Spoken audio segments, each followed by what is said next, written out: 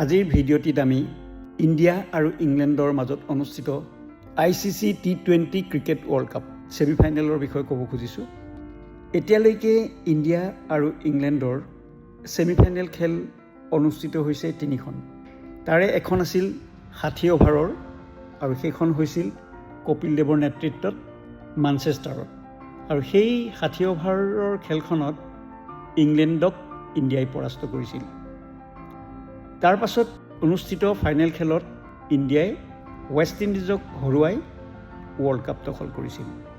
এতিয়া আহোঁ আমি ইংলেণ্ড আৰু ইণ্ডিয়াৰ মাজত অনুষ্ঠিত T20 ৱৰ্ল্ড কাপৰ ছেমিফাইনেলৰ বিষয়ে। T20 ৱৰ্ল্ড কাপৰ প্ৰথমবাৰ মুখামুখি হৈছিল ইণ্ডিয়া আৰু ইংলেণ্ডৰ 2022 চনত ৰোহিত শৰ্মাৰ নেতৃত্বত এডিলেডত অনুষ্ঠিত হৈছিল এই ছেমিফাইনেল খেলখন। আৰু সেই খেলত ইংলেণ্ড 10 উইকেটত জয়ী হৈছিল। পুনৰ 2024 চনত ৰোহিত শৰ্মাৰ নেতৃত্বত ৱেষ্ট ইণ্ডিজৰ গুৱানা ষ্টেডিয়ামত ছেমিফাইনেল খেলখন অনুষ্ঠিত হৈছিল আৰু ইণ্ডিয়া জয়ী হৈছিল 68 ৰানত।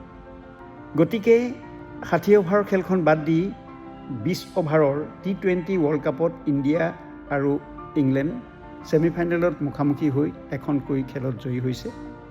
আৰু আটাইতকৈ ৰোমাঞ্চকৰ আজিৰ ছেমিফাইনেল খেলখনত পুনৰবাৰ ইংলেণ্ড ইণ্ডিয়াৰ মুখামুখি হ'বলৈ গৈ আছে।